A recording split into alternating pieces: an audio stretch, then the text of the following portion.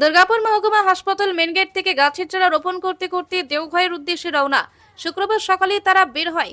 বিশ্বম্বর রাও নামের বিধাননগর সমাজ কল্যাণ ডাকবাম সেবা সমিতির সদস্য বলেন, আমরা প্রথমে সুলতানগঞ্জে যাব, সেখান থেকে 115 কিলোমিটার পায়ে হেঁটে রওনা দেব দেওঘরের উদ্দেশ্যে। তারপর আমরা যাব বাসকিনাথ। আমরা যাবার পথে 50টি আম গাছ লাগাবো। 5000 ভক্তকে দেওয়া হবে শুকনো খাবার। সেবা সমিতির পক্ষ থেকে কোথায় যাচ্ছেন?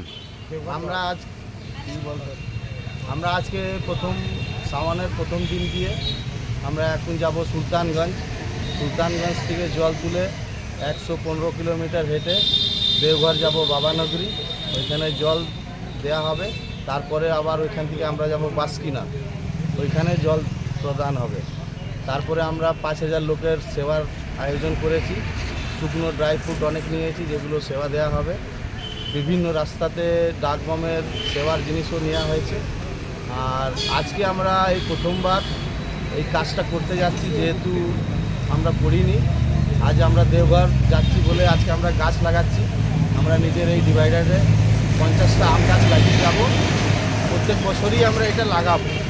আজ বিধাননগর তো কার অন্য জায়গায় হতে পারে, আজ প্রথমবার বলে আমরা এখানে ঘরের কাজ দিয়েই আমরা শুরু করছি।